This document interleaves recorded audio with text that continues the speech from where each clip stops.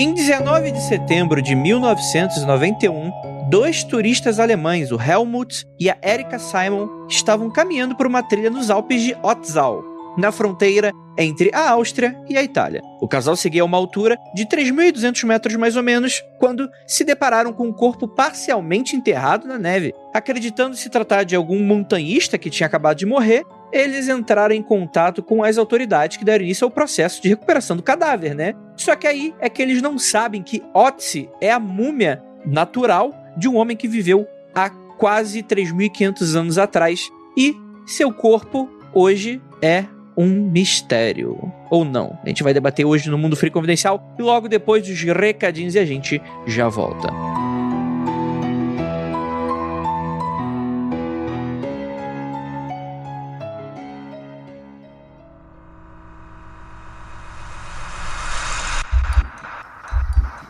Não há nada de errado com seu áudio. Adentramos agora através dos seus sentidos.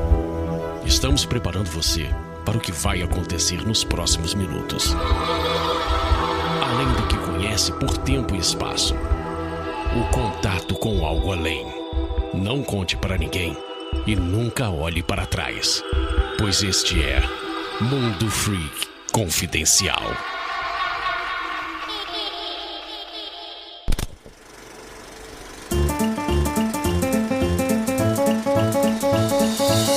Chegamos aqui agora na área de recadinhos do seu Mundo Freak Confidencial. Para mais um mistério insólito para você, afinal de contas, a múmia que tem ela. E você daqui a pouco vai descobrir. Primeiramente, agradecer a você que está aqui com a gente, dando a sua audiência, a sua paciência. Lembrando a todos que você aí que está escutando a gente, você apoia esse podcast que é exclusivo do Spotify e que você só encontra aqui nessa plataforma maravilhosa. Mas mais do que isso, gente, vocês sabem que o Mundo Freak, ele é toda uma casa, né? Isso aqui que você está escutando é apenas o confidencial. É aqueles mistérios misteriosos. Mas temos os outros programas na casa que continuam independentes, que precisam da sua ajuda. Então, considere se tornar um apoiador. Lá no apoia.se/confidencial, com o mínimo de R$5, você pode ter a oportunidade de escutar alguns dos nossos programas sendo gravados ao vivo, deixar comentários e coisas nesse sentido. Além, é claro, de saber que você está ajudando o seu podcast do coração. R$5 não é nada, não dói no bolso. A gente sabe que estamos passando por um período muito complicado, nem todo mundo pode, nem todo mundo quer, mas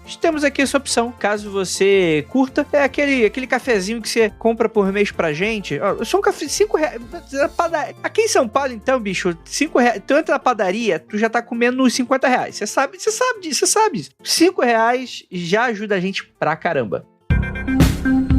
Olá, freaks! E para mais especificamente hoje, Jaca Lovers. Você mesmo! Exatamente, todo mundo que tá ouvindo o podcast e ainda não nos acompanha nas redes sociais, gente. Vocês têm que mostrar a força da comunidade. Como a comunidade freak do Mundo Freak vai mostrar que tem presença nas redes sociais. Se vocês, nossos ouvintes, não nos acompanham e ajudam comentando, contribuindo, chegando junto com a gente, exatamente, sigam todos nós para ficar por dentro das novidades do trabalho de cada um de nós. E aí, o que eu venho convidar hoje pra vocês? O meu computador está passando por dificuldades, ele está, coitadinho, falecendo de idade. E eu resolvi, com o apoio da Ira, apoio da Ju, apoio de toda a galera, fazer um catarse pra gente juntar uma boa grana e comprar um computador novinho para que eu e minha esposa Tabata possamos trabalhar cada vez mais produzindo conteúdo pra vocês. Mesmo você que não acompanha as lives lá na Twitch, eu ainda gravo o podcast do computador. E sem um computador, sem um bom computador, eu vou ficar prejudicado durante as gravações. Então, o que eu estou oferecendo? Eu não queria fazer uma vaquinha só para receber doações. Eu resolvi fazer um catarse. E nesse catarse, estou oferecendo workshop de criação de personagens e ajudar você a criar sua própria história, se você quiser. Então,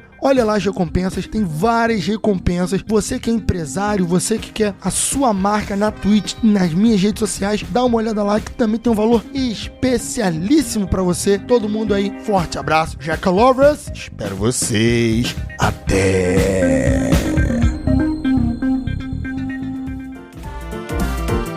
Lembrando a todos também que o Mundo Freak está em todas as redes sociais. No Twitter, @mundo_freak, no Facebook, no Instagram, no TikTok. E lembrando que Instagram e TikTok é @Mundo Freak, tudo junto. Você encontra a gente com altos conteúdos irados aí pra você. E agora, anuncinhos de quarentena. Anuncinhos de quarentena. Acompanhe essa galera maneira que anuncia aqui e conheça o seu trabalho. Pra você que não sabe, tá dando mole, é um pequeno espaço que a gente cede pra pequenos artistas, né, pequenos produtores que foram afetados na pandemia, a dar aqui um espaço. Quem sabe você que tá escutando agora não dá um jogo aí e fala, pô, tava precisando dessa pessoa. E aí, dá jogo, né? Sai o artista e sai a pessoa que precisa de um artista de casa. Quando os dois se encontram, dá aquele jogo bacana. Então é isso, hoje eu vou falar aqui do Alex Blackjack. Vou deixar aqui o seu artstation.com e seu instagram.com, tudo, eu falei, não sei porque eu falei .com nas coisas, mas ok, né? Tudo.com, não tem BR, tem uma barrinha ali, AK_Blackjack, escrito daquele jeito lá. Se você não sabe, entra agora no post desse episódio pra saber mais sobre a casinha dele. Ele é ilustrador, amante de quadrinhos, mangás, pop art e atualmente está escrevendo uma história que se passará no inferno com altas referências ao blues. Ele é ilustrador, quadrinista, aberto a commissions e bem versátil. Adorei as artes aqui do nosso queridíssimo Alex Blackjack. Fica aqui a dica pra você, artista, ó, supimposo aí. Vou deixar aí os links para você acessar e gostar, tudo bem? Então é isso, vamos saber agora se essa maldição pega mesmo ou é coisa de conversa fiada. A gente vai descobrir logo agora no Mundo Freak.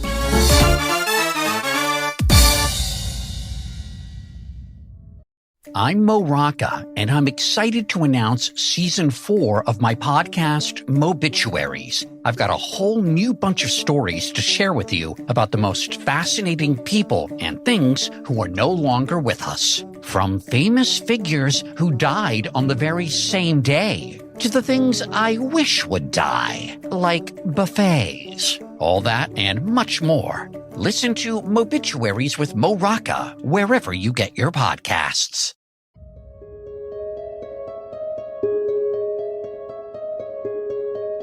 Longos dias e belas noites, queridos ouvintes. Está começando seu Mundo Freak confidencial, mumificado e embalado para você escutar a qualquer momento, mas que tá com cheiro em dia. Não é aquele mumificado fedido, é aquele mumificado com frescor das montanhas. Pera aí, Andrei, você já sentiu o cheiro de múmia? Pra eu saber qual é o cheiro de múmia? Naturalmente que para fazer uma afirmação como essa, eu nunca cheirei uma múmia, o sovaco de múmia. Eu também não, assim, eu só não sei se múmia fede, é uma parada que eu nunca parei pra pensar. Ah, não, não.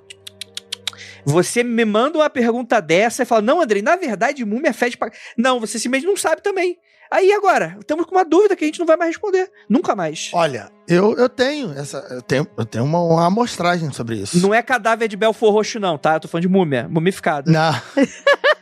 Então, no Instituto de Arqueologia que eu trabalhei, né, que eu fiz o meu serviço há um tempo, que eu estudei lá, tinha uma múmia de criança, né, uma indígena que ficou mumificada e tinha cheiro de poeira. Tá, ok. Então é isso aí, múmia não fede. Faz sentido. É aqueles desenhos da Hanna-Barbera, né, tipo, você desenrola a múmia, cai só o pozinho, assim. É isso aí. Então, cientificamente apurados os desenhos que a gente assistia quando era criança. Eu sou Andrei Fernandes e hoje a gente vai falar sobre o mistério da múmia de Ötzi, cercado de lendas, maldições e enigmas para a arqueologia, antropologia. Acho que é antropologia, né? E pra arqueologia também. Arqueologia também é isso aí. Tô aqui com o meu time de elite, Jaca Freak. E aí, tudo bem? Tudo bem. A gente vai trocar uma ideia sobre... Será que uma múmia pode amaldiçoar alguém? Essa não é só no Egito que tem maldição de múmia, não. Só antes de ser múmia. Se ela amaldiçoar uma pessoa enquanto múmia, eu ficaria muito assustado. Temos aqui também nosso queridíssimo Lucas Balaminuti. Quem morreu, morreu. E quem não morreu, Andrei, tá vivo até hoje. E é por isso que a gente vai fazer o CSI Múmia hoje.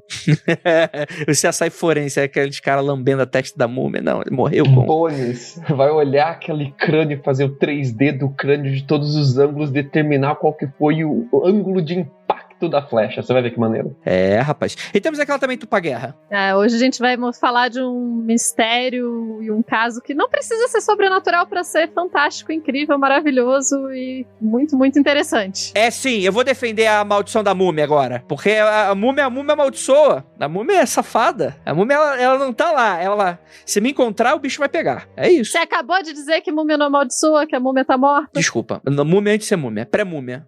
A pré-mumístico, antes de quando tá morrendo. A pessoa, meu Deus do céu, maldição da múmia. É isso aí. Gente, cara, é muito legal essa história, porque assim, você não encontra uma múmia de quase 3.500 anos a todo momento, né? Você não tropeçou, né? Mas... no caso, foi o que aconteceu aqui, né? A gente tá falando dos Alpes de Ötztal, que fica assim, a Áustria e a Itália, eles são dois países, um do ladinho do outro. E o que acontece? Esses Alpes, eles estão situados nesse exato local, né? Inclusive, o nome Ötzi, múmia de Ötzi, vem por causa dessa região, né? Dos Alpes de Ötztal. Então, fica aí pra vocês aprenderem mais um pouquinho, né? O que acontece é que quando eles encontram lá, a múmia tá meio que parcialmente enterrado na neve, né? Tá só o torso, né? Pra fora, assim, né? Dando aquela descansada. O pessoal toma susto. Inclusive, quando o casal liga, eles ligam pro lugar que vai pra recuperar cadáver de montanhista, né? Que eles achavam que fosse alguém que tinha acabado de morrer. Eles não tinham noção do que eles tinham acabado de encontrar. E isso é muito legal, né, Lucas? Não, isso é demais. E eu gosto muito dessa explicação que você deu, porque a Itália, ela senta em cima de duas placas tectônicas. E acontece um processo lá que é parecido com o processo que rola na Índia, em que a Itália é uma península que está entrando para dentro do continente. Tá encravando, encravada. Isso, ela vai entrando. Mesma coisa com a Índia. E conforme ela vai entrando, ela vai levantando essa cadeia de montanhas ali, né? Que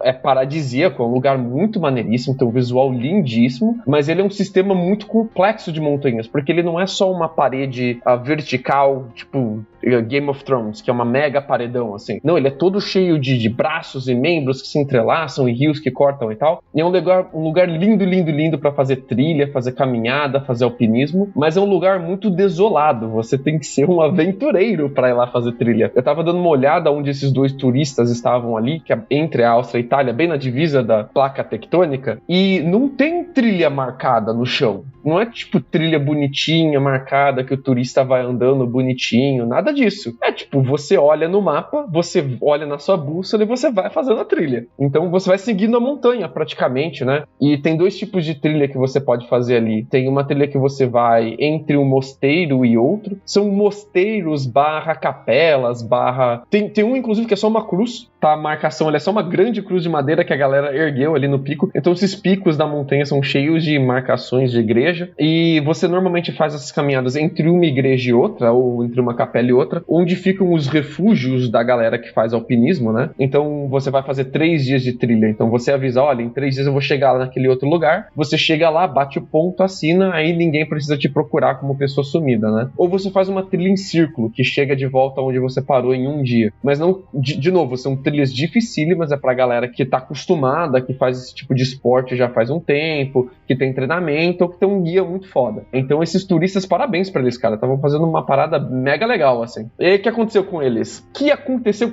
Foi subir a montanha, olha o problema que você encontrou lá em cima. Cara, e foi um problemaço, que inclusive ninguém conseguia tirar a múmia. A múmia não queria sair. E eu entendo a múmia, eu entendo totalmente. Lá tava muito bacana. Imagina, você tá lá há 4.000 anos de boas. Aí de repente vem a galera e fica tentando te arrancar do gelo. O bicho tá dormindo, obviamente dormindo. Se as pessoas verem a foto que o cara... ali, ó. Tá com a cabecinha abaixada, né? Tipo, mimindo. Tá ali, ó, tipo, descansadinho de boa. E vem essa galera encher o saco pra tirar ele da neve. O bicho tá lá. Engraçado que, tipo assim, realmente o pessoal não tinha ideia do que era que eles tinham topado. Olha, eu já acho que ela não tava de boa, não. Acho que ela tava saindo do meio do gelo, direto do inferno pra superfície, entendeu? Tipo Undead, assim, né? Saindo da... maneiro. Exatamente. Caralho, eu juro que eu pensei que você fosse falar tipo o Andrei. Aí eu falei, caralho, bicho, que é a imagem que você tem de mim. Mas é engraçado que eles toparam muito de acidente com essa múmia, porque o gelo tava derretendo e metade da neve que cobria a múmia derreteu. Então ela tava do torso dela pra cima, exposta, né? Como se estivesse sentadinha assim na neve, esperando ser encontrada mesmo. Como se ela estivesse de bruço. A cara dela tava enfiada dentro da neve e ela tava com a nuca pra cima, né? Evidentemente. Sim, deitadinha ali. Deitadinha, com a parte do meio do corpo dentro do gelo e a parte superior como se ela tivesse com a cara ali se escondendo, com a cara no gelo. Manja quando você cai com a cara na mesa, assim, de tanto trabalhar, de tanto estudar? Era assim, cara, essa múmia estudou muito, trabalhou muito, caiu de cara no gelo, tava sentadinha ali, coitada, dormindo já faz 4.000 anos. Múmia, eu tô te respeitando bastante, tá? Desculpa, qualquer brincadeira aqui. Tá? Qualquer brincadeira que viermos a fazer até o final desse podcast. Nenhuma múmia foi machucada durante a gravação desse podcast. Eles não tinham a mínima noção do que eles tinham na mão. E a galera mandou pro legista, achando que de fato era um montanhista que tinha morrido, né? Naturalmente, né? Como a gente tá falando de um lugar bacana, morto na praia com tiro não é afogamento nessa região.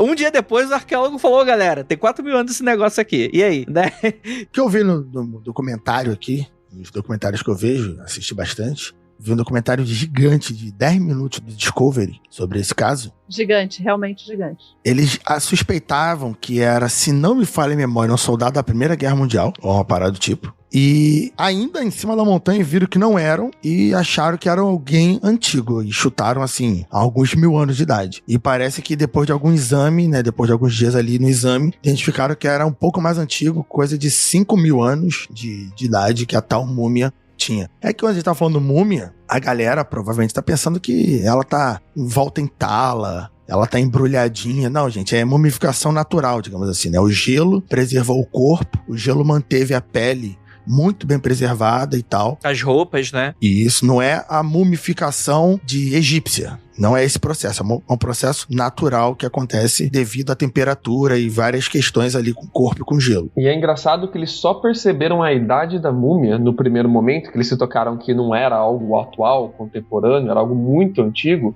por causa dos objetos que estavam em volta da múmia. O arqueólogo estava olhando para os objetos, percebeu que os objetos eram muito antigos, datou os objetos como de 5.000 anos a 6.000 anos atrás, e daí ele falou, galera, vocês têm que prestar atenção aqui, que essa múmia é muito antiga. É uma coisa muito boa. E foi tipo assim, uma comoção enorme, né? Porque começa já como um grande mistério. O que é esse corpo? E depois, nossa, é um corpo muito antigo. Mas como é que ele foi parar ali, né? Porque estima-se que não era muito comum você subir até o topo da montanha 6.000 anos atrás. Por causa da dificuldade do terreno, que é um terreno muito alto. É uma escalada que não é fácil, você não espera que você vai ter mosteiros preparados para receber turistas. Então, o mistério, parecia que quanto mais eles descobriam sobre o mistério, maior ele ficava, né? Nossa, é uma coisa muito antiga. Poxa, mas como é que chegou até ali? E a motivação de chegar até ali é o mais interessante ainda. E assim, como o Lucas estava falando, não é um lugar que tem uma cidade perto, não é um lugar que tem conhecido um assentamento, nada, assim, é tipo um lugar no meio do nada, lugar longe pra caralho. E daí ficou esse mistério, tá, tudo bem, é uma múmia muito antiga, como essa múmia muito antiga chegou aqui? E daí começam as investigações. Primeira teoria, o cara veio pra cá e morreu por causa do frio, né? Porque, enfim, é um lugar frio, com neve e tal. O fato dele estar preservado pelo gelo significa que quando ele morreu já tinha gelo, porque senão, né, dá pra ver as características no corpo. Então, começou a se investigar o grande mistério do Otzi. Isso que a gente tá nos anos 90, né? Então, a gente já tem já existe uma certa tecnologia, etc. E isso vai começar a ser estudado em museu e tal. Os objetos que estão com ele são objetos, assim, ele tem um tacape, né? Ele tem flechas, tem roupas, então ele tá vestido, que é interessante também. As roupas vão trazer coisas mais pra frente. E daí começa a se examinar esse corpo. Aí fica aquela coisa, né? Sei lá, não sei se vocês sabem, mas sempre que a gente tá estudando antiguidade, alguém fala que é alguma coisa ritual. Tudo da antiguidade, tipo, não, isso daí é um negócio ritual. É sempre um negócio ritual. E daí, obviamente, a morte dele já... Primeira coisa, era algum ritual do grupo dele, que ele foi pro alto da montanha morrer sozinho, ou então ele foi sacrificado. E essa era a teoria principal por enquanto. A segunda teoria, que vai ser levantada devido aos ferimentos que foram encontrados, foi encontrada uma ponta de flecha no ombro dele, foi encontrado algumas marcas no corpo que mostravam que provavelmente ele entrou em combate, né, um combate físico, a mão dele estava cortada, o dedo ferido, havia sangue, vestígios de sangue pelo corpo, além do ombro, né, da flecha ali. Então a galera estava levantando também a teoria que ele lutou com outros humanos, né, com outras pessoas, e ou ele fugiu e morreu devido aos ferimentos, ou ele morreu devido a esses ferimentos de alguma situação e fizeram um ritual fúnebre para ele no alto da montanha. E o corpo dele no alto da montanha, devido à passagem do tempo, foi levado pela neve, pelas tempestades e ficou nesse local onde estava. Calma aí. Colocaram o cara ali na mesa de pedra, fizeram o ritual e não amarraram o cara. O cara ficou rolando da montanha abaixo. Que sacanagem com o morto. Ou colocaram ele debaixo de pedras, por exemplo. E o tempo, né? 5.000 anos, vai saber lá o que aconteceu. Mais ou menos, né? Porque a ponta de flecha que acharam no ombro esquerdo dele foi na segunda autópsia. Na primeira, o estado dele é muito de boa preservação para uma múmia natural, mas é horrível para um legista tentar determinar a morte, né? Determinar o que aconteceu. Só deixando claro, gente, que assim, uma coisa é um cadáver recente que o legista pode abrir e tal. Outra coisa é uma múmia de 4.000 anos que ninguém tá cortando ele. E quando a gente diz, ele tá com um estado incrível, excelente, não quer dizer que tá assim, tipo, morreu ontem. É tipo um chiclete mascado marrom. Isso, exatamente. Esse é o estado incrível. Mas por que dizem que ele tá com um estado incrível e excelente? Porque quando você tem mumificação ritualística, normalmente tiram os órgãos da pessoa pra fora e às vezes mumifica-se os órgãos separadamente, o que é também maneiríssimo. Mas no caso da mumificação natural, não faz isso. Então você consegue analisar os órgãos da pessoa e ver o tipo de doença que a pessoa tem, o que aconteceu na vida dela, tentar determinar um perfil pra essa pessoa, o que ela fazia. Né? E a gente tem isso, né, pra esse caso. Tanto que viram o estômago dele e descobriram o que ele comeu antes. Ele comeu, tipo, cerca de 8 horas antes de morrer. O que ele comeu, né? Sabe, a dieta mediterrânea, se fosse no Mediterrâneo. Calma aí. Ele tava saindo da Itália e não comeu a carbonara? Acho que isso aí tá alguma coisa errada. Raízes, servo e grãos. Tinha comido grãos, não triturados. Que é de coletor, né? Que provavelmente é de sociedade coletora. Que é o que você tem há 5.000 anos atrás, né, cara? O McDonald's não tava aberto, né, no horário que ele passou. Ele tava passando ali, aí viu o mosteiro e falou, não, eu não sou amigo dessa galera do mosteiro, comendo pão e vinho, eu vou comer aqui. Mas você fala essas coisas, vai o pessoal achar que tinha mosteiro naquela época, né? Não tinha mosteiro naquela época, gente, isso é uma piada. Ele comeu o que tinha disponível e possivelmente o que ele já estava acostumado. E essa parte de investigar o estômago é muito interessante, porque isso dá pra gente indícios de como era a dieta daquela pessoa. É óbvio que não dá pra gente, só com o que tá no estômago dele, não dá pra dizer isso é o que ele sempre comia ou isso foi o que ele comeu porque ele tava nessa situação. Mas dá indícios bons, porque claro, a gente vai daí juntar com informações de outros lugares, da mesma época e etc. E conseguir concluir mais sobre a dieta de seres humanos que viveram há 4.000 anos atrás naquele lugar ali, naquela região. Então, como objeto de pesquisa, isso é fantástico, assim. E o legal é que a galera conseguiu até determinar que época do ano ele morreu. Curta só que maneiro isso. Isso eu não sabia. Muito legal. A cada lugar e parte do ano tem um perfil de combinação de pólen que as plantas soltam no ar. Então as plantas que estão soltando pólen no verão não são as mesmas que estão soltando pólen no inverno, que estão soltando pólen na primavera. Isso vai variando de lugar para lugar também, mas varia com a estação. Então, analisando a concentração dos tipos diferentes de pólen nele, você determina um perfil de pólen para ele e vê qual que é o perfil de pólen daquela região e você consegue determinar ali com um grau de incerteza qual que é a época que ele morreu. E descobriram que ele morreu no começo do verão. Muito bom. Por sinal, pólen, gente. Pólen é uma das paradas mais fantásticas, impressionantes e incríveis de pesquisa de outros períodos, assim. Você sabe que é árvore copulando, né? Você sabe que aquilo ali é... Isso. Então, tudo isso fica grudado em você, que delícia. em mim, em todos nós, né? Porque a gente vive no mundo e daí o pólen gruda na gente. No Japão, a galera sofre bastante com isso, por exemplo, em algumas épocas do ano, a galera usa muita máscara, porque isso aí... Sim, o pessoal adoece pra caralho, sim. Tem alerta de pólen no ar aqui nos Estados Unidos também, tipo, a galera dá o alerta de, olha, não saiam de casa hoje, porque o pólen tá absurdo, vocês vão ter a reação alérgica e vai capotar na rua. Eu morando na Gringolândia, eu tinha a alergia a pólen, eu descobri, enquanto eu morava na Gringolândia, e no último, era terrível, tinha coisas do tipo, chegar em casa, parecia que eu tava vivendo pré-Covid, né? No Covid, né? Porque eu chegava em casa, tomava banho, lavava o cabelo pra ter o mínimo de pólen em mim possível, pra eu não ficar morrendo de alergia em casa. É sinistro, sim. Em Belfort Roxo não tem essas coisas, não. Não, mas aqui em Brasília também não, isso é coisa de lá. Mas agora o mais interessante disso é que, analisando esses padrões de pólen, os cientistas, além de poder determinar, tipo, inverno, verão, quando que ele morreu, etc, a gente consegue determinar, por exemplo, e isso faz parte de história climática, né, quem estuda, ou história ecológica, ecológica, arqueologia ecológica, enfim, é entender, por exemplo, tem a teoria de que as pessoas dessa região tiveram uma grande fome por causa de tal coisa nessa época. Aí você vai lá, analisa o pólen de muitos anos, né? Você analisa uma sequência de pólens e você consegue saber qual tipo de planta que estava nascendo mais naquela época, e com isso você consegue estimar se teve fome mesmo? Não teve? Nossa senhora. Teve uma diminuição da produção de grãos? Não teve.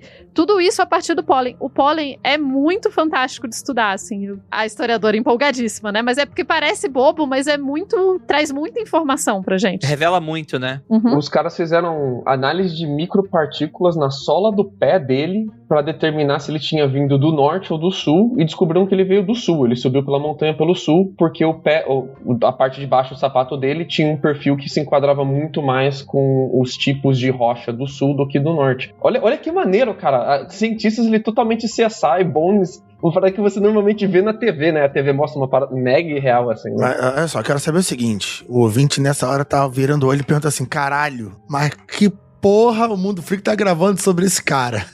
Eu quero saber, André. Isso aqui é Science Freak agora?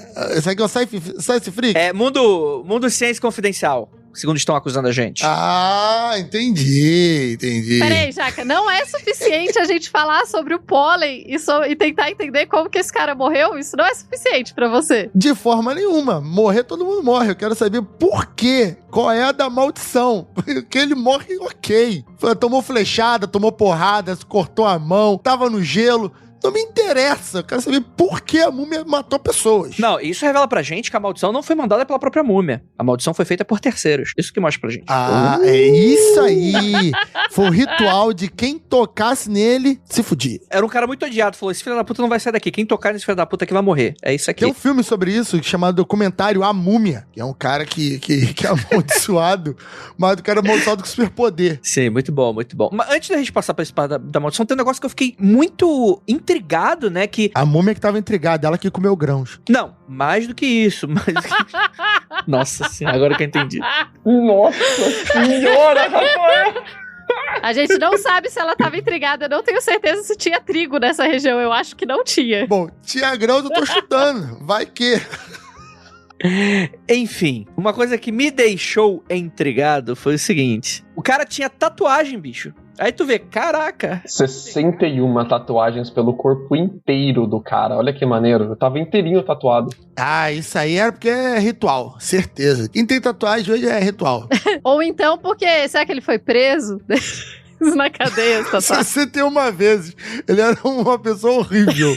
Uai, mataram ele, não mataram? Uma hipótese que a galera levantou é que as tatuagens dele serviam como terapia, um tipo de acupuntura muito antiga, uma pré-acupuntura praticamente, onde você fazia contornos em volta dos lugares que você doía, com incisão, e depois você usava carvão queimado naquele lugar para marcar ali. Parece que o carvão queimado fazia parte desse sistema. Mas essa hipótese, ela também não é firmada, né? A galera não tem total certeza disso, porque apesar de alguns lugares que ele tem tatuagem baterem com lugares onde parece que a ossada dele tá um pouco machucada, parece que ele teve lesão. Não são todos os lugares que são assim. Então não temos total certeza disso. Dá mais duas informações aqui sobre como que era a pessoa. Ele tinha mais ou menos 1,60 m e tinha cerca de 45 anos e era um homem, tá? Então ele tinha altura aí pra atualmente baixinho, pra época eu acho que era um tamanho normal, ou de repente ele era até alto pra época, e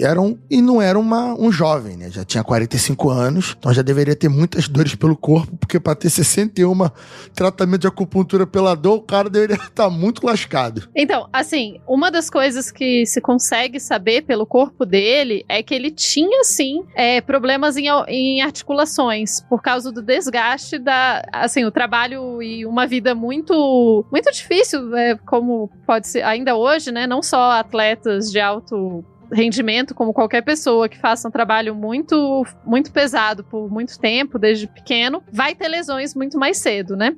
Então ele já tinha muitas lesões. É só imaginar, Tupá, que é isso que o Lucas falou, que ele não era nativo das montanhas, né? Ele veio de um local mais baixo. A montanha, ele poderia ser um local que ele ia com alguma periodicidade, né? Então, pô, imagina, 45 anos de vida. Atualmente eu tô com 35, tô cheio de dor no corpo. Eu tô aqui, ó, no plano, né? Tô aqui cheio dos remédios. Então, imagina o cara naquela época com 45 anos. Deveria ter uma vida muito atarefada, né? Caçador-coletor, muito trabalho, muita subir e descer montanha. Então, eu acho que é natural alguém de 45 anos, há 5 anos atrás, ser todo arrebentado. E uma coisa sobre essa questão das tatuagens serem utilizadas como um tratamento médico, né? Eu tenho uma amiga que a avó dela, ela já é mais velha, é a avó dela, então, né? A gente tá falando de 1800, 1900 e pouquinho. E a avó dela, elas são da Argélia, e a avó dela tinha uma tatuagem que ela fez por causa de uma dor no pulso. Então a avó dela tava com uma dor no pulso, e daí a avó dela foi numa viagem sozinha, muito, muito, assim, interessante o processo, e foi feita essa tatuagem com espinho de rosa, que foi a coisa que foi utilizada pra fazer a tatuagem e tal. Isso tudo fazia parte de um tratamento. Rapaz de católico ousado. Católico pra frentex, cara. Vou fazer tatuagem. Não, ela não era católica, ela era muçulmana. Era muçulmana? Ah, que massa! Da Argélia. Nossa, muito doida. E isso é interessante que ela me contou essa história um dia que ela tava falando sobre... A gente tava falando sobre estereótipos de muçulmanos e estereótipos de países muçulmanos, e ela falou, cara, minha avó com 20 e poucos anos viajou sozinha pra fazer uma tatuagem. Isso na Europa, no mesmo período, seria super escândalo, e não foi um super escândalo. Não é que foi, tipo, todo mundo fazia, mas não foi a parada mais bizarra que alguém fez. Isso na Argélia. E daí ela tinha uma tatuagem no pulso. Depois. Eu gostei da Tupá falando, porra, Andrei, Argélia? Tu não sabe que na Argélia são muçulmanos? Tipo... Não sabe que tá falando com o idiota do Andrei. Foi mal.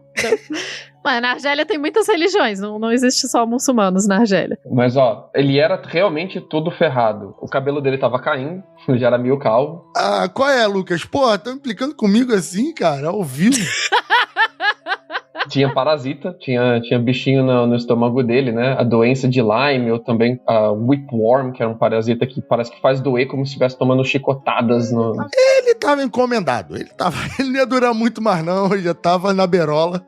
Uma coisa muito interessante é que ele não tinha os sisos, não tinha os dentes dos sisos. E ele tinha um tipo de buraco no dente, não é buraco, é um tipo de forma pra dentro assim, do dente dele, que é uma deficiência genética. Uma marca genética, não uma deficiência genética. E a gente sabe disso hoje. Inclusive fizeram o decodificamento genético dele inteirinho, quase inteirinho, né? Só ficou uma parte que não se expressa muito, que não importa muito, de fora, e determinaram pessoas da região que eram diretamente ancestrais dele. Ancestrais não, eles são diretos descendentes dele. Se eles fossem ancestrais dele, o contrário, do viajantes do tempo.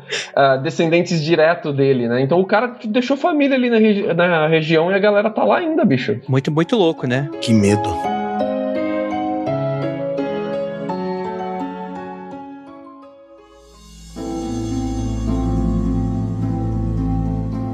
Mas vamos lá. Mundo Free, o Rafael falou corretamente. Estamos aqui no Mundo Free Confidencial e a gente vai falar da parte que é muito doida desse caso todo. Vamos contar a história pra você. Você vai até perguntar, André, o que é isso aqui? Vai ser o mundo jurídico confidencial? Não, calma. Vamos com calma. Tô com calma nessa hora. O que acontece? Lembra do casal que achou a múmia? Os caras pediram dinheiro. O casal pediu dinheiro. Falou, rolé, a gente achou aqui, é nosso. Então, tipo assim, vocês têm que fazer aqui um equilíbrio monetário aqui, porque a gente cedeu, não sei das coisas, blá, blá. Beleza. A gente não levou a múmia pra casa e a gente que encontrou. Exatamente. Porque é o que você faz quando você encontra uma múmia, você leva pra casa. E aí, o que acontece? Aí o governo até chegou e falou, não, aqui 5 mil euros pra vocês, só pra, tipo, representativo, só um agradecimento e tal. E falou, não, eu quero mais, né? Cara, e nessa disputa, sem sacanagem, eles ganharam 150 mil euros. Mas eles tinham pedido 300 mil. Olha, pra quem tropeçou numa múmia, eu acho que tá de bom tamanho, mas é só o meu... Mas é tipo uma casinha aleatória no jogo da vida, sabe o jogo da vida de tabuleiro? Você caiu na casinha, parabéns, você achou uma múmia. Ganhe 5 mil euros. Você fala, pô... Não, mas aí que tá o lance. O cara, quando ele descobriu que a múmia era mais antiga do que a galera supostamente tinha falado 2000 e pouco, quando falou 5 mil, o cara falou, não, isso aí você tem que me pagar mais. Ele pediu isso aí, 300 mil, e demorou o quê? 10 anos pra trucar isso aí, mais de 10 anos pra sair o caso. Foi um caso demorado, E o cara insistiu que queria mais do que 5 contos. E você sabe qual que era o embrólio jurídico da coisa toda? Não tem uma lei específica dizendo que se você achar um cadáver de muito tempo atrás, que não tem nenhuma relação com nenhum crime, ele não é seu. Os objetos, ele não podia dizer que não eram deles, porque tem uma lei específica que diz que se você achar objetos de pessoas muito antigas e tal, isso daí vai pertencer ao Estado e depois vai pro museu e tal. Mas para corpos, não tem lei. E tem lei pra ossada, eu acho que tinha lei pra ossada, mas ele não achou ossada, ele achou um corpo. E, em teoria, o corpo era dele. Até porque, eu acho que não tinha lei, porque não tinha acontecido antes, né, assim. Ninguém tinha topado com um corpo de 5 mil anos atrás. Porque ele não foi considerado um cadáver, ele foi considerado um achado arqueológico. Então esse achado arqueológico era dele. Era pra ele que decidiu o que fazer com aquele achado. E no final ali acabaram entrando em uma moratória de 850 mil euros, que é uma puta de uma bolada, vai, cara. Se você achar que você ganha 150 mil euros do nada, tá feliz da vida. Era dólar ou euro? O que eu vi era dólar. Euro. A gente é brasileiro, o Rafael. Isso aí pouca diferença faz na nossa vida. Não, faz bastante diferença. O euro vale mais do que o dólar. O euro tá melhor. E assim, uma coisa também dessa questão jurídica, entre aspas, né, entre aspas não, jurídica, essa questão jurídica mesmo, é que a falta de uma legislação específica sobre um cadáver vai atravancar e vai arrastar pra corte, e daí ainda naquela região, e daí vai vir a galera dizer não pode ser dono do cadáver dos outros. Inclusive, um detalhe sobre isso, que muita gente argumenta, é que um cadáver não relacionado a um crime. Muita gente diz que o Odyssey foi assassinado. Então, ele é um cadáver relacionado a um crime. Só não é um crime atual, mas é um crime. Uma das possibilidades que o Estado levantou pra não pagar a moratória pro cara era se a família do Odyssey não ia querer enterrar ele. Eles tentaram dar esse migué. E se Imagina o juiz escutando isso. Calcule. Contrataram os caras que eram, entre aspas, família do Odyssey, né? Tô imaginando isso, Lucas. A polícia bate na tua porta, aí vem o tiozinho, assim, 70 anos na Itália, assim. Oi. Moço, temos um parente seu. Um parente seu morreu. Meu Deus, meu parente, quem? Esse moço aqui de 5 minutos atrás. Se fuder, bate a porta na tua cara. Aí o que acontece, gente? Porra, então, né, brasileirinho, não era brasileiro, era alemão, tá? Mas vamos imaginar você brasileirinho, a boladinha dessa. Ganhou, o cara foi até comemorar. Ele decidiu, 13 anos depois que achou o Odyssey, fazer uma trilha no mesmo local. E o que acontece? Tempestade, o velho morre. O velho é jogado de 50 metros de altura. 90 metros ele caiu. 90 metros de altura. Quantos anos depois, Andrei? 13 anos depois. Esse é o número. Esse é o número, tá bom.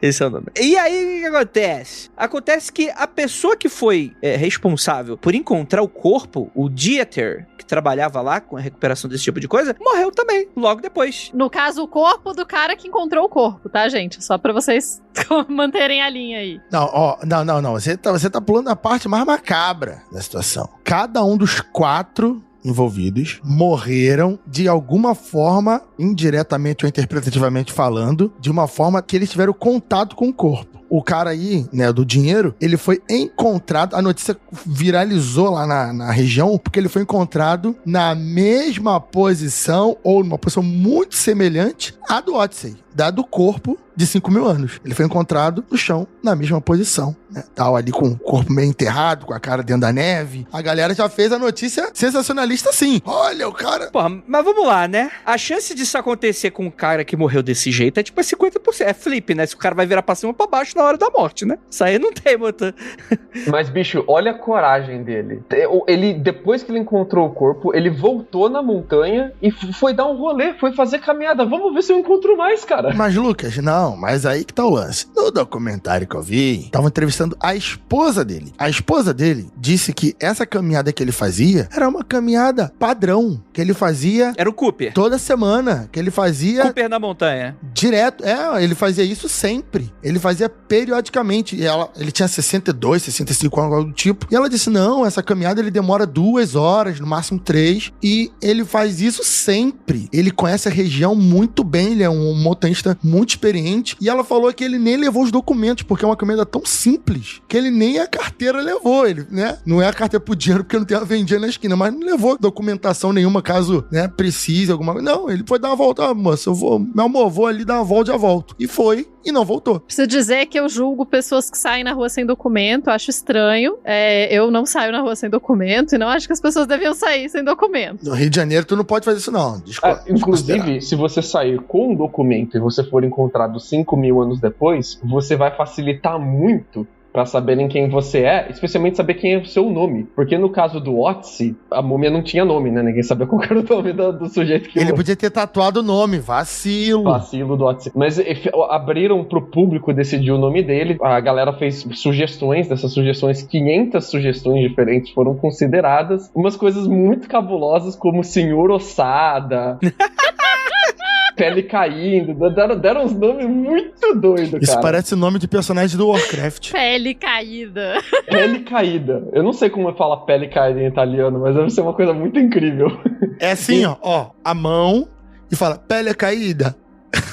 É isso. Estenda as falanges dos seus dedos ao máximo. E então, encontre-as juntas em um ponto específico. Agora, chacoalhe o seu pulso vagarosamente. Otzi.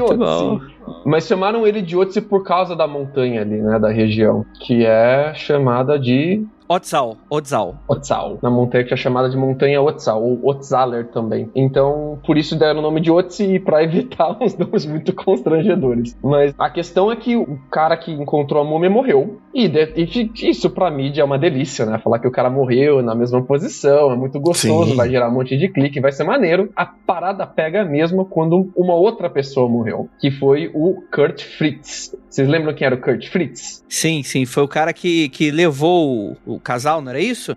O Kurt Fritz foi o cara que levou o médico forense que fez a primeira análise do corpo ao corpo. Então você tem aí o casal que encontra, depois vem o Kurt, que é da região, e leva o cara do forense, né? Então esse cara, o Kurt, que levou o cara da forense, morre também. E ele morreu soterrado por uma avalanche.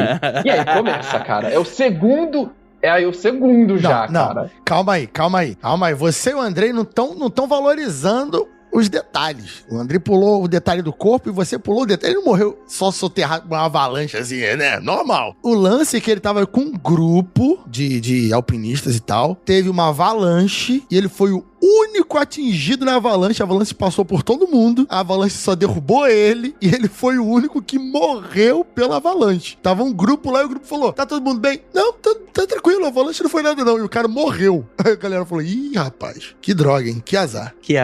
Exatamente. E aí você tem dois. Você tem o cara que encontrou no corpo, que caiu na mesma montanha. Você tem o segundo cara, que não caiu na mesma montanha, mas foi uma avalanche de montanha, né? Então você nota um padrão. E quando você nota um padrão, você começa a pensar se não existe um propósito por trás desse padrão, que no caso aqui seria a maldição da múmia. Muito inspirada na maldição de Tutankhamon e das maldições que normalmente você atribui a múmias não naturais, né? Mas a galera ficou em polvorosa para já fazendo predições de quem seria a terceira pessoa a morrer. Tinha galera fazendo bolão, cara. E morreu. Quem será que ganhou o bolão? Fica a dúvida. Cara, Rainer Hotz, que foi a única pessoa que recebeu autorização para filmar o rolê todo, morre por causa de um tumor após terminar o filme. Ele fez o documentário, né? Ele fez o primeiro documentário, filmou as imagens, a retirada do corpo, conversou com os legistas e tal. E ele rodou também. Então, a coincidência aí é o seguinte, supostamente eles estavam morrendo com uma relação do desrespeito que foi feito com o corpo. Porque nos filmes lá, que eu tava vendo o documentário do Discovery, os caras pegavam o corpo, eles quebraram o braço quando arrancaram ele da neve, né, do gelo. Ficaram ali comentando coisas, né, sem respeito com o corpo. E esse cara morreu de tumor. E a Discovery, ela, não sei se foi esse muito sensacionalismo, mas disse que o tumor se localizava atrás do olho dele, que ele usou pra filmar. Não. Mas confere. Ele morreu com o tumor atrás do olho dele. Então, mas não sei se é o olho que ele usou para filmar, né, cara? Mas ele morreu com o tumor atrás do olho, cara. Ô, Andrei, aqui é mundo freak, Andrei. Tem que dar o detalhe freak, porra. Esse detalhe freak não tem sentido. Você não acha um detalhe freak achar uma múmia de 5.000 anos? Pai, isso aí, se procurar a Baía de Guanabara, deve ter uma meia dúzia aí que tentaram dar pra Dom Pedro e não chegou na mão dele.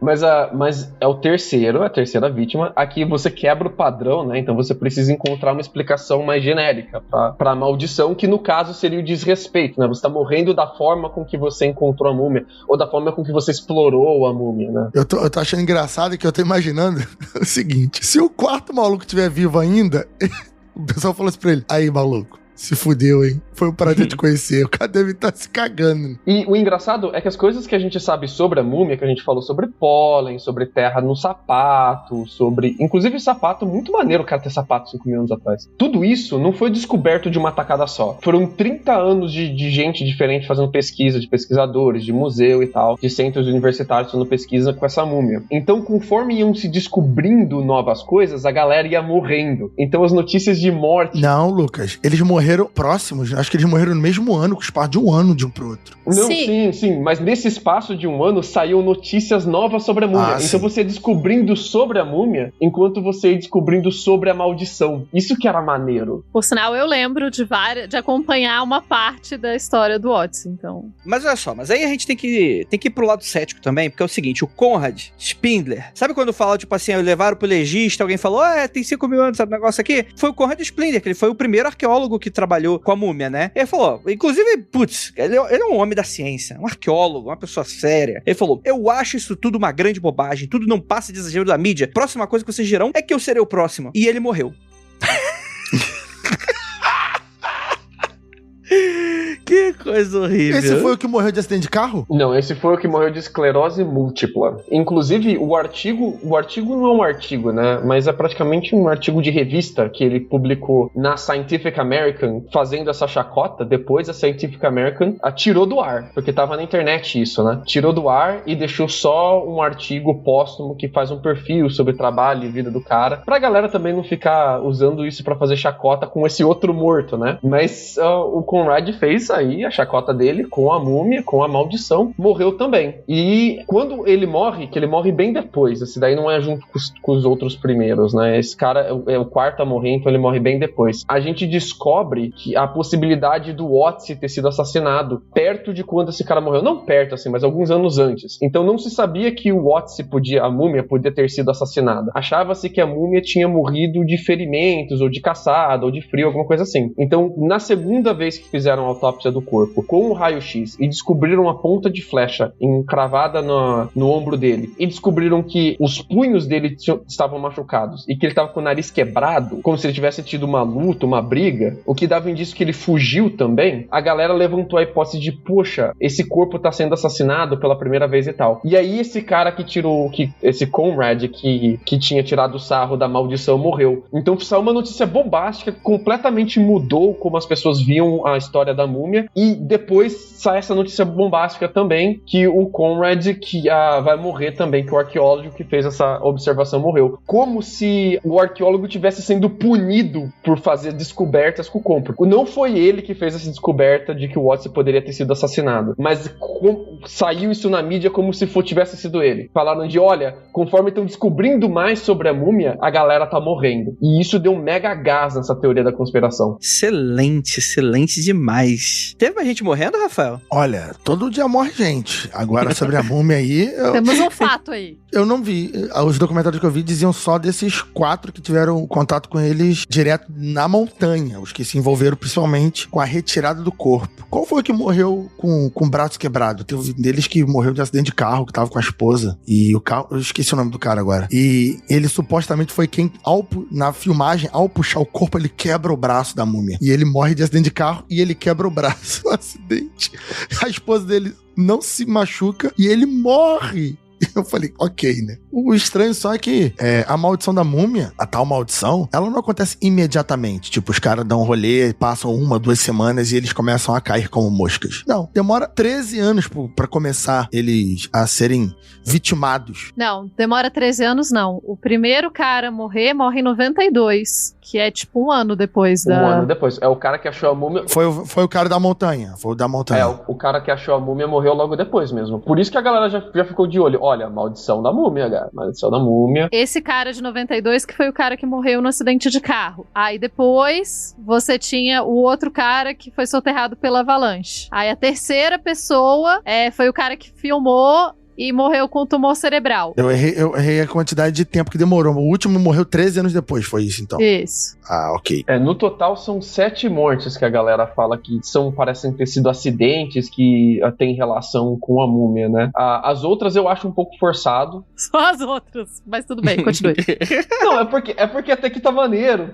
Pô, o cara quebrou o braço, porque ele quebrou o braço da múmia. O cara filmou, então ele teve câncer atrás do olho. E o cara que morreu com uma doença do sangue, que foi o cara que descobriu os vestígios de sangue na roupa da múmia.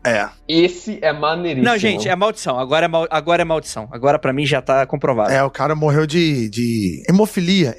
O cara morreu de hemofilia. Isso. O nome do cara é Tom Loy. Ele foi o cientista que encontrou os vestígios de sangue humano na múmia. Inclusive, um dos motivos de levantarem a hipótese da Watts ter sido assassinado é por causa disso. Ele morreu em razão dessa doença no sangue, no mesmo ano em que começavam a investigar o corpo do Watts ter sido assassinado. Então levantaram essa hipótese do corpo assassinado, e daí o cara que viu o sangue da vítima morre de doença no sangue. E aí fica o padrão. Aí você fica, meu Deus do céu, mais um que morreu de alguma coisa associada. Bem, acho que é isso, né?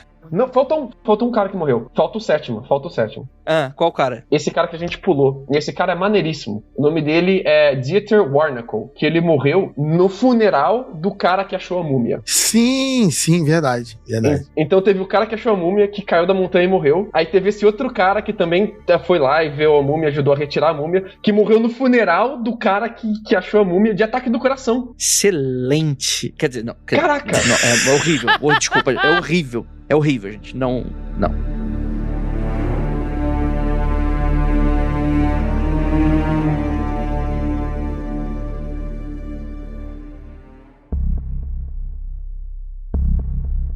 Vamos para as considerações finais, então, agora. Vamos lá. Considerações finais e teorias. Rafael Jacaona. Bom, todo mundo sabe, a gente já comentou isso em outros Mundo Freak, que a tal maldição da múmia, né, quando tá se ligando principalmente a múmias egípcias, é mais envolvido porque todo mundo que entra ali faz a primeira investigação, antigamente entrava ali no sarcófago, no local onde o sarcófago da múmia tá, morriam pouco tempo depois por parasitas, fungos que estavam no ar, né, doenças, a galera não manjava, que tinha que entrar de máscara, que o negócio tá lacrado há 2, 3, 4, 10 mil anos, sei lá quanto tempo.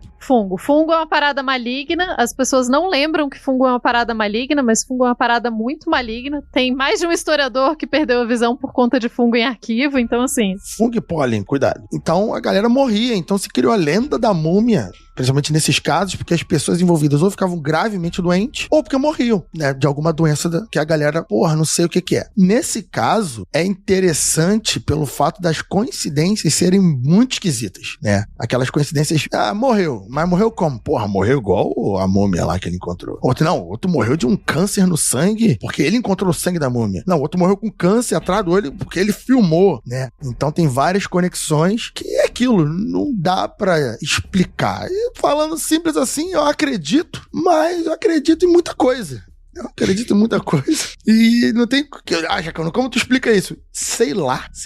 Talvez o cara seja um desgraçado. Múmia, desculpa. Seja um desgraçado aí. Desprovido de graça. Que era tão ruim que ao morrer, a galera futucar no corpo dele, o espírito dele ainda persistente aniquilou todo mundo. Vai saber, não sei. Mas eu acredito que coincidências são desgraças que a vida te proporciona. Cuidado. Perfeito. Lucas Balaminuti. Mas eu disse para ele, camarada, acredita em tanta coisa que não vale nada. Aí toca aquela gaita de fundo. Não, eu acho maneiríssimo o crossover entre True Crime e arqueologia. Curto muito tentar descobrir o que aconteceu com a múmia há 5 mil anos atrás, se tinha alguma motivação, se ela foi perseguida, se ela estava fugindo e por isso ela foi até a montanha. Inclusive, recentemente levantaram a hipótese de que o crânio dela teria sido fraturado, né? Não seria uma fratura muito visível, muito fácil de perceber, mas que ele teria recebido uma pancada na cabeça, talvez depois até de que ele tomou uma flechada, pra galera matar mesmo, né? Ter certeza que ele morreu, toma uma paulada na cabeça. Mas é meio estranho ele ter morrido e ter sido deixado lá, porque o machado que ele tinha era um machado de cobre, e era um machado que, teoricamente, naquela época, ia ser um objeto raro e de valor. E as flechas não eram uma coisa fácil de se ter também. Deixaram a vestimenta dele, que era bacana, as flechas, o machado. Então, se realmente assassinaram ele, não foi um assassinato do tipo, vou lá e vou pegar as coisas dele e vou lutar. dele, não pegaram o loot do Otzi, por exemplo, né? Ou se pegaram, era uma parada que era muito mais valiosa do que a machadinha dele, né? Fica a questão do que seria isso. Mas eu gosto mais de hipotetizar quais são as motivações de ele ter morrido, de se ele tava fugindo, se ele foi assassinado. Quanto à maldição, eu deixo só aqui o lembrete de que se você curte criar esse tipo de narrativa e tal, é fácil, é simples, é legal e dá uns contos maneiríssimos de terror. Fica a oportunidade pros RPGistas e pra galera que é escritor que ouve o Mundo Freak de levantar um conto baseado na história do Otzi, que seria maneiríssimo. Uma parada no estilo Cadáver ouve rádio, uma pegada meio, talvez, a coleção Vagalume. Seria muito maneiro, cara. Lembra da múmia do Tintim? Sim. Isso. Seria muito legal ver a galera criando conteúdo sobre o Otzi, ou só de referência mesmo, né, sobre o Otzi. Tá faltando isso, galera. Deixa aí o lembrete. Então, né?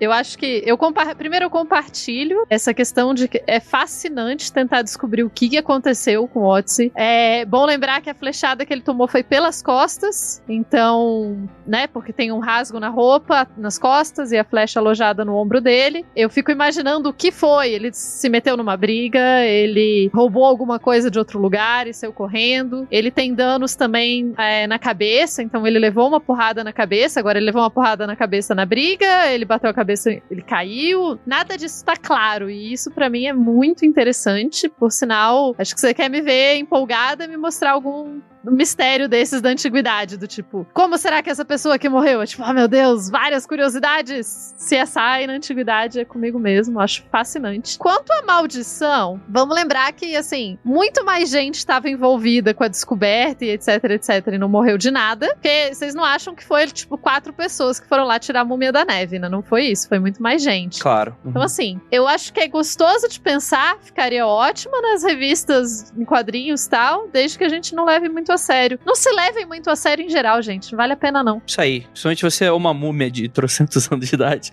Olha aí, ó. Um argumento pros believers agora. Toda vez que você vê a galera dizendo, mas tem muita gente que estava envolvido com o caso que não morreu, lembra que pra você ter uma maldição, você não precisa que todo mundo morra. Você só precisa que a incidência de morte de pessoas relacionadas àquele caso seja maior que a média de incidências de morte daquele perfil de pessoas. É assim que a estatística funciona. Tá, mas a gente sabe se isso é verdade, a gente sabe qual a incidência de mortes entre as pessoas que estavam envolvidas, então a gente não pode afirmar isso sem o resto da evidência. Exatamente. Mas é argumento pros believers, é pra galera então eles questionar. podem usar argumentos melhores. Porra. Inclusive, eu vou usar um agora. Por favor. Porque é o seguinte, não importa a quantidade de pessoas. A maldição não é forte o suficiente pra matar 200 pessoas. A questão é que ele só matou as pessoas chaves importantes pro caso. Sim, exatamente. É uma múmia que precisa de publicidade. Vocês conhecem o caso a fundo o suficiente pra saber que se essas eram as pessoas mais relevantes pro caso? Ô, Tupá, calma aí. Foi a pessoa que encontrou ele. 2 pessoas encontraram ele. Foi o documentarista, foi o primeiro arqueólogo que chegou. Isso aí é um trabalho de maldição bem feito.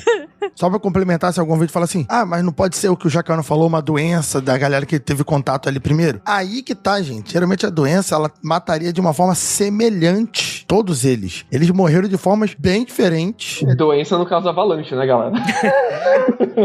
Nem acidente de carro, quer dizer, acidente de carro pode causar. Exato, eles morreram. Não, é que, por exemplo, alguém poderia falar assim, o velho caiu da montanha e morreu. Mas ele poderia ter tido mal súbito, assim como o cara do enterro. Teve mal súbito e morreu, né? É uma doença inexplicável, eles passaram mal de forma igual e morreram. O cara da montanha, de repente, ele morreu de mal súbito e a montanha levar ele, a avalanche levar ele, só foi uma coincidência, né?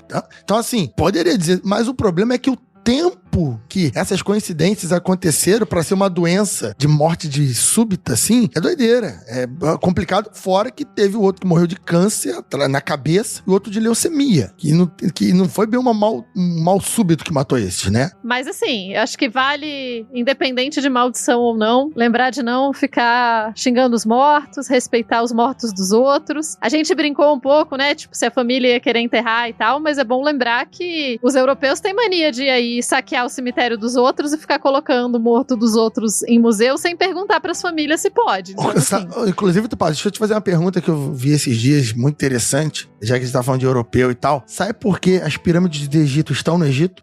Porque era muito grande para a Inglaterra levar. É um fato. Porque os obeliscos eles pegaram. Era muito pesado, os ingleses não conseguiram levar, não. Eles falaram, deixa aí mesmo. A conclusão toda é, então, talvez não seja maldição, mas pra que dar chance pra ironia, né? Pra que ir lá no artigo tirar sarro, o cara que é arqueólogo ir lá tirar sarro e depois morrer? Pra que dar chance pra ironia? Não dê chance pra ironia, galera. Deixa a ironia quietinha. Exatamente. Vocês não sabem a quantidade de coisa que eu deixo de postar no Twitter pensando, caralho, se eu morro no dia seguinte, as pessoas vão entrar na minha conta e vão ver esse último tweet. Então não vou postar. Então é isso. Essa é a minha estratégia. Olha o último Twitter do Andrei. Olha como é a filha da puta. Ai, gente, muito bom. Então é isso. Gostaria muito de agradecer a todos vocês que ficaram até aqui. E é aquilo. Não olhem para trás.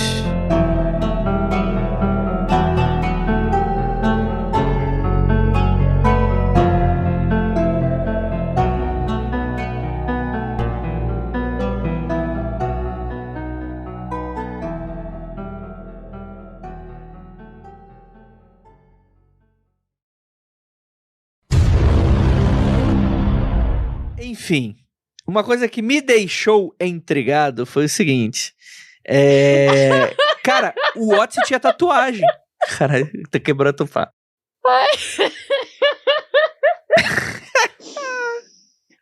A Tupá, respira, Tupazinha. Melhorei. Voltando. Ele tinha tatuagem. Estou intrigado. O cara tinha tatuagem, bicho. Aí tu vê, cara. mundofreak.com.br